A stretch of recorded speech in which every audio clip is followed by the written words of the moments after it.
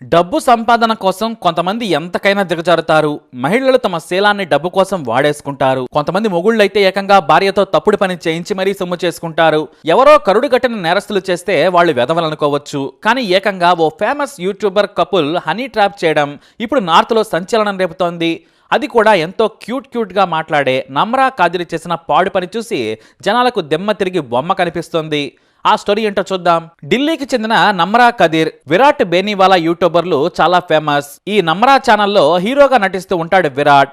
ఏవో చిన్న చిన్న షార్ట్ ఫిల్మ్స్ తీస్తూ హాట్ థంబ్నెయిల్స్ పెడుతూ ఆడియన్స్ ని అట్రాక్ట్ చేస్తూ ఉంటారు. అప్పుడప్పుడు హాట్ డ్రెస్సులు కూడా వేసి యూత్ కి మతిపోగొడుతూ ఉంటుంది ఈ నమ్రా. ఈమెకు సోషల్ మీడియాలో ఫాలోయింగ్ బాగానే ఉంది. అయితే గురుగ్రామ్లోని బాద్షాపూర్లో ఉండే యువ వ్యాపారవేత్తకు ఈమె ఇన్స్టాలో పరిచయమైంది. తన కంపెనీకి చిన్న యాడ్ చేసి పెట్టాలని ఆమెను కోరాడు. సరేనని నమ్రా చెప్పింది. అందుకు తన స్నేహితుడు మనీష్ అలియాస్ విరాట్ కు యాడ్ కంపెనీ ఉంది, అతని ద్వారా మంచి యాడ్ చేద్దామని చెప్పింది. అంతేకాదు, ఒకసారి గురుగ్రామ్లోని హోటల్లో కలిసి చర్చించుకుందాం, విరాట్ కూడా అక్కడికి వస్తాడని చెప్పింది నమ్రా. దీంతో దినేష్ యాదవ్ సరేనన్నాడు.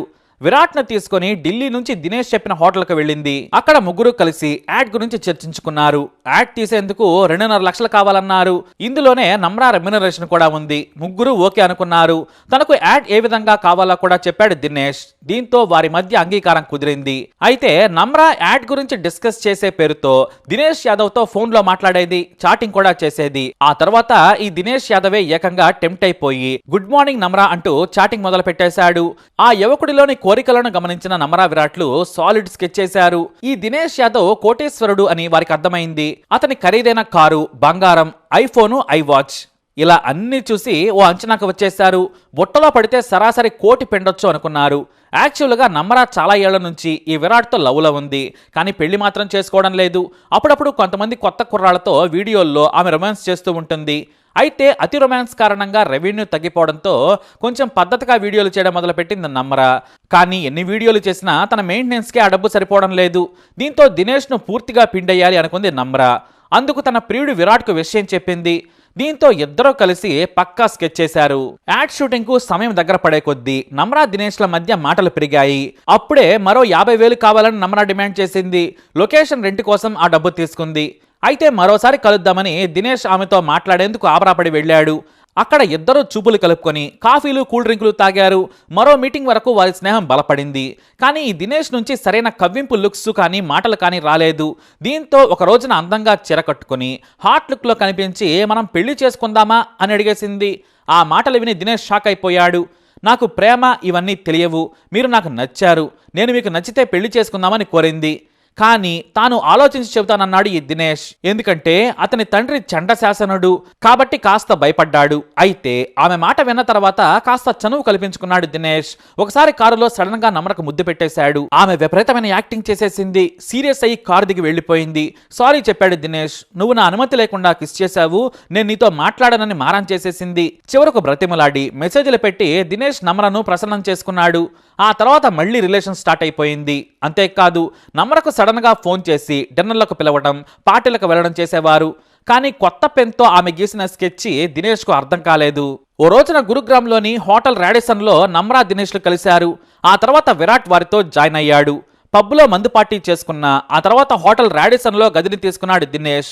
అక్కడ మద్యం మత్తులో దినేష్ తో రొమాన్స్ చేసినట్లు నటించింది. పక్కనే ఉన్న విరాట్ ఆమె చేస్తున్న వ్యవహారానికి మరో పక్క టెంప్ట్ అయిపోతున్నా జీవిస్తున్న దినేష్ ఎక్స్ప్రెషన్స్ తో సహా ఊట్ చేసేశాడు విరాట్. ఆ తర్వాత ఆ రాత్రే నమ్రా దినేష్లు ఒకే గదిలో కలిశారు. విరాట్ మరో రూమ్ లోకి మారిపోయాడు. కానీ వెళ్తూ వెళ్తూ రూమ్ లో సీక్రెట్ కెమెరా పెట్టేశాడు. మొత్తం వారి మధ్య జరిగిన శృంగారకాండ షూట్ చేసేశాడు. ఇక అదే రోజు ఉదయం ఫ్రెష్ అయిన తర్వాత ఇంటికి వెళ్లేందుకు రెడీ అయ్యాడు దినేష్. నాకు అర్జెంటుగా పని ఉందని దినేష్ కంటే ముందే వెళ్లిపోయింది నమ్రా. కానీ ఆ తర్వాత అతని గదికి వచ్చాడు విరాట్. తన దగ్గరున్న భారీ కత్తిని తీసి నీ దగ్గర ఉన్న మొత్తం క్రెడిట్ టు డెబిట్ కార్డులు ఇవ్వమని బంధించేశాడు. నీ దగ్గరున్న మొత్తం క్రెడిట్ టు డెబిట్ కార్డులు ఇవ్వమని బెదిరించేశాడు. కానీ తాను ఇవ్వనన్నాడు దినేష్. నువ్వు బెదిరిస్తే నేను భయపడతానా అన్నాడు. నువ్వు గాని ఇవ్వకపోతే నీ మీద రేప్ కేసు పెడతామన్నాడు. ఎలా పెడతారు? ఆమెగా నా మీదకు వచ్చి ముద్దు పెట్టి శృంగారం కావాలని కోరిందన్నాడు. అవునా, నీకు అలా అనిపిస్తే ఈ వీడియో ఒకసారి చూడమని అతని ప్రత్యేక కార్యక్రమాన్ని అతనికే చూపించేశాడు. తనను తాను వీడియోలో చూసుకున్న తర్వాత దినేష్ కు మొత్తం అర్థమైంది. నమ్రతో కలిసి వీడు బ్లాక్ మెయిలింగ్ చేస్తున్నాడు, గేమ్ ఆడుతున్నాడు అని అర్థమైపోయింది. ఏం చెయ్యాలా అని ఆలోచించాడు. ఈలోపు విరాటే చెప్పేశాడు, నువ్వు మాకు ₹1,00,00,000 ఇవ్వాలి, లేదంటే నీ మీద రేప్ కేసు పెడతామని చెప్పాడు. మా దగ్గర నీ చాటింగ్ కూడా ఉంది, నువ్వు ముద్దులు పెట్టేటప్పుడు చెప్పిన కబుర్లు కూడా ఉన్నాయని తమకు సరిపోయే స్క్రీన్ షాట్ ను కూడా దినేష్ యాదవ్ కు చూపించాడు. ఇక చేసేది లేక ఆ రోజు తన డెబిట్ కార్డులు క్రెడిట్ కార్డులు మొత్తం ఇచ్చేశాడు. వాటిని ఖాళీ చేసిన తర్వాత తిరిగొచ్చారు. దాదాపుగా ఆ తర్వాత కూడా 80 లక్షల మేర గీకేశారు. అయితే ఇంకా కావాలని వేధించడం మొదలుపెట్టారు. ఇంకో 20 లక్షలు ఇస్తే కోటికి రౌండ్ ఫిగర్ అవుతుందని బెదిరించారు నమ్రా విరాట్లు. దీంతో తన కంపెనీ అకౌంట్ నుంచి 5 లక్షలు ట్రాన్స్ఫర్ చేయించాడు. మరోసారి తన తండ్రి నుంచి బలవంతంగా మరో 5 లక్షలు తీసుకున్నాడు. ఇలా మే నుంచి నవంబర్ వరకు కావలసినప్పుడల్లా డబ్బులు లాగుతూనే ఉన్నారు ఈ కిలాడి యూట్యూబ్ కబుల్. అయితే ఓ రోజున మరో 2 లక్షలు కావాలని తండ్రిని అడిగాడు దినేష్. అది కూడా కంగారుగా. అసలు ఎందుకు డబ్బులు ఖర్చు పెడుతున్నావు, నీ అకౌంట్లో చాలా ఉండాలి కదా అంటూ నిలదీశాడు తండ్రి.